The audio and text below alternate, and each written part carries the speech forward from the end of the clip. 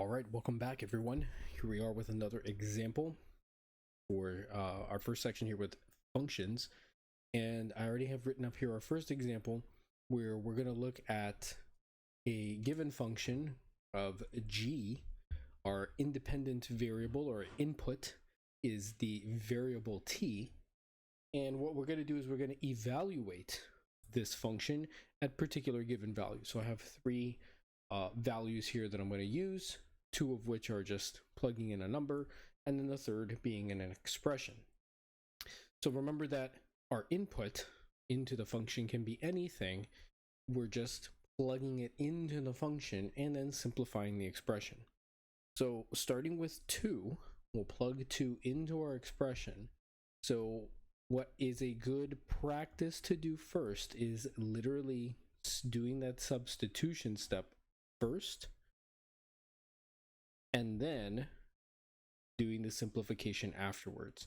This is how, in case we do make a mistake in our calculations and maybe doing the multiplication, it's easy to go back and see where the mistake was made. So just good habits to kind of get into as you are doing problems is always show your setup first before you go into actually working it out and calculating it. It seems trivial, but as the math starts to get a little bit more complex, these steps save you and earn you partial credit.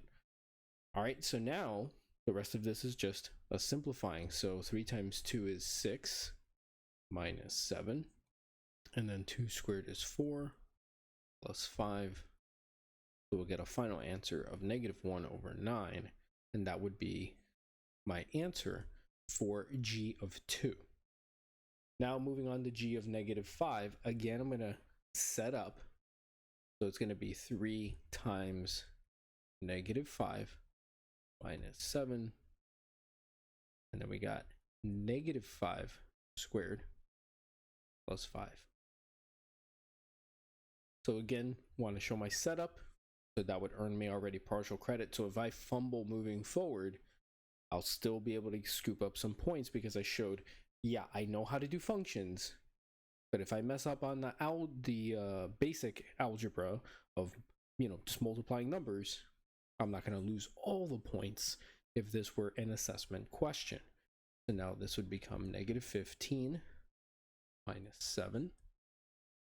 And then we got -5 squared, which would be a +25 plus 5. So we get an answer of -22 over 30. So now we're going to reduce that, because this is reducible. So both of these are divisible by 2. So this will give me a -11 over 15. So we can't reduce any further. We're going to leave it like that. Okay. And now finally for this one, we're plugging in is 3t.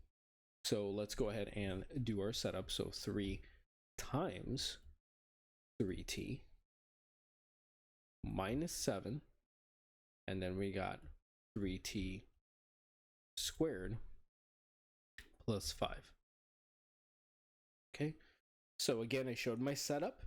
So I've evaluated the function. Now it's just a matter of showing that I can simplify expressions.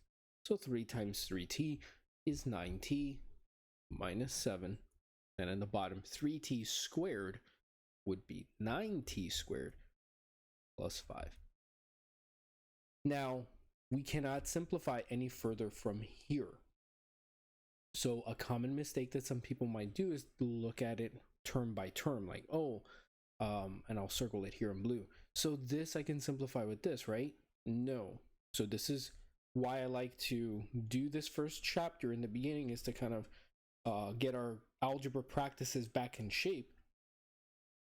When things are multiplying or dividing,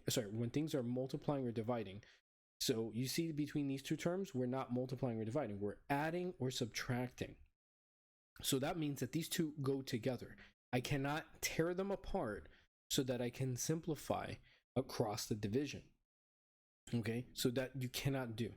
Now, if they were multiplying, so let's say it said something like this, then yeah, you could break it apart and simplify things that can or be simplified or reduced. But if it's adding or subtracting, think of it as a tighter link. They're handcuffed together. They cannot break apart to simplify. Right? So that does it for this example with evaluating functions.